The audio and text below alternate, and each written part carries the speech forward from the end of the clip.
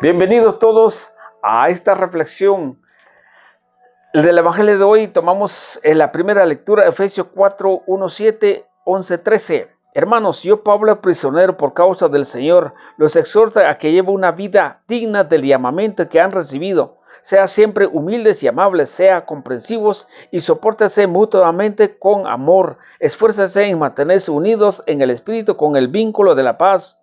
Porque no hay más que un solo cuerpo y un solo espíritu, como es también solo una la esperanza del llamamiento que ustedes han recibido.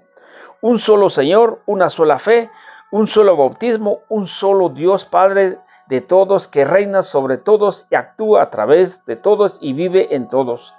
Que cada uno de nosotros ha recibido la gracia en la medida en que Cristo se la ha dado.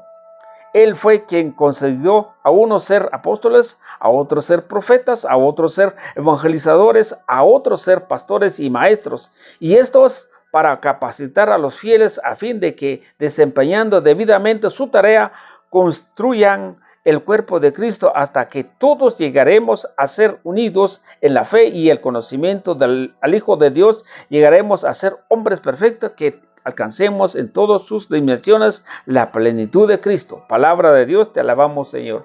Me quedo con dos palabras: una sola fe y un solo bautismo. Si yo cambio mi fe, sería una fe vana. Si yo me bautismo nuevamente a esta altura, sería mi bautismo es vana. Entonces, yo tengo que quedarme lo que nos enseñan los pastores, los profetas y maestros para capacitar y llegar a la plenitud que Cristo quiere que nosotros tengamos una sola fe. Y por eso, queridos hermanos, es importante analizar la Sagrada Escritura y es importante que veamos lo que dice la primera lectura. ¿Para qué dejó pastores? Pero quiero ver en esta parte donde dice hay un solo cuerpo. ¿Qué es el cuerpo? Cristo es cabeza del cuerpo, es cabeza de la iglesia. El cuerpo es la iglesia. Entonces, y el espíritu es un solo espíritu. Pero cuando dice acá, un solo Señor, no hay otro Dios. Uno es. Y cuando nos habla aquí, una sola fe, no hay otra fe. Una sola fe. Aquel que me escuche este mensaje, no se moleste, vaya conmigo en Efesios 4, 1, 7. Yo he entablado palabras con algunos en un sentido ecuménico y le preguntaba, todos nos sentimos muy a gusto, muy amable, muy amigable, muy generoso, actuamos mutuamente, nos soportamos unos a otros, pero cuando lo miremos la fe, y ahí cambia.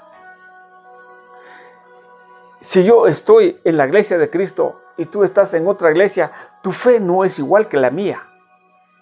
Jamás, porque tú crees otra cosa, lo que la Escritura no dice. Por ejemplo, en San Juan 53 al 55, nosotros creemos en la Eucaristía, que es el cuerpo y sangre de Cristo, real y verdadero. Y para ellos no, para ellos es un símbolo. Entonces la fe hace una diferencia. Por ejemplo, mi fe mía es que yo puedo confesar con un sacerdote, pero la fe de ellos no hay que confesar con otro, con una persona pecador que igual que yo. Entonces la fe, hay una división. Entonces estamos dividiendo la primera lectura del Evangelio de hoy. Una sola fe, dice el Señor, una sola fe, un solo Dios. Pero entonces, ¿para qué sirven los pastores? Los pastores, o por ejemplo, en este caso, los apóstoles. Los apóstoles son los que recibieron. ¿Se acuerda? Ayer les decía en Efesios 2:20, fundamentado sobre el fundamento de los apóstoles. Y ahora en este caso, los apóstoles deben de enseñar lo que dijo San Mateo 28:19. Vaya y bautízala en el nombre del Padre, del Hijo y del Espíritu Santo y enséñales tal y como yo les he enseñado. Si el apóstol cambia, ya no es un apóstol de Cristo, ya es un falso. porque está cambiando lo que Cristo dijo. Por ejemplo, ese es el apóstol. Y el profeta, si no denuncia y no anuncia, está fallando en esta parte. Por ejemplo, dice aquí también a pastores, si el pastor no cuida las ovejas o no cuida el rebaño, su tarea no lo está haciendo correcto. ¿Se acuerdan más o menos bien? Dijo en San Juan 21, 15 o 14, 15 en adelante, cuando después de terminó de comer, le dijo Jesús a Pedro, Pedro, ¿me amas más que esto? ¿Quiénes estaban allí? Todos los discípulos. Y Pedro dijo, sí, Señor, yo te amo. Apacienta a mis corderos. Y luego le hace la segunda pregunta. Pedro, ¿me amas más que estos? Pedro contestó, sí, Señor, tú lo sabes que te amo. Apacienta mis corderos. Entonces Cristo tiene su cordero, tiene sus ovejas.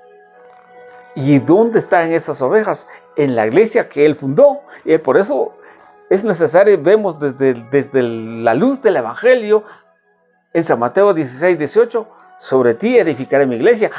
Cristo hay una iglesia. ¿Dónde están los corderos? Tiene que ser en un grupo. Tiene que ser 1, 2, 3, 4, 5, hasta más. Esa es lo que se llama la congregación. Entonces Cristo tiene ovejas y tiene corderos. Y le hice la tercera pregunta, lo mismo, apacienta a mis corderos. Y por eso, si este pastor no funciona, no cuida las ovejas y no dirige y no vela por el rebaño del Señor, no está cumpliendo la tarea. Y maestros, ¿para qué sirven los maestros? Para que enseñen. Por ejemplo, el alumno llega a estudiar, pero ese maestro bandido no llega ni estudia, ni está con sus alumnos. Los alumnos nunca van a aprender. Y cuando le van a pasar una prueba por otras personas, pierde. Entonces el maestro no está funcionando. Y por eso dice acá, ¿para qué sirven los maestros? Por ejemplo, para capacitar a los fieles. Entonces hay necesidad de sentar y escuchar a la palabra de Dios para que sean instruidos. ¿Qué necesidad hay ir a la iglesia? Para que nos instruye, para que nos capacita. ¿Para qué nos vamos a capacitarnos? Para que construye la iglesia o el cuerpo de Cristo. Para eso están todo esto, los pastores, profetas y maestros y apóstoles. Para eso están, para eso constituyó el Señor. Entonces, es necesario para que lleguemos a alcanzar, para poder estar unidos bajo una sola fe. Pero cuando los maestros, todos ellos no hacen su tarea, entonces por eso muchos se van a otras religiones, buscan otras, y ahí pierden la fe, y ahí cambia el bautismo. Es muy delicado esto, hermanos. Es necesario que nosotros tomemos muy en cuenta todo desde el capítulo 4, del 1 al 13, está la primera lectura. Ahora les voy a leer el versículo 14, y el 14 lo vamos a leer. ¿Por qué? ¿Por qué les voy a leer? Porque todo este mensaje que estaba dejando en la primera lectura y concluye con el versículo 14. Entonces no seremos ya niños zarandeados y llevados por cualquier viento de doctrina o inventos de personas astutas, expertas en arte de engañar. ¿Para qué? Si esto no cumple la tarea, hay quienes vienen a cambiar la fe. Hay quienes vienen a traer una doctrina, o los que estamos acá, los que estamos sentados y yo estoy en la iglesia seguro, pero no escucha la palabra de Dios. Nunca voy a buscar, nunca voy a estar en la iglesia. Entonces, cuando viene alguien a hablar de mí, otras doctrinas, me vuelvo como niño, me envuelvo en cualquier viento de doctrinas. Es delicado. Buscar al Señor no es fácil. Decir que soy cristiano no es fácil.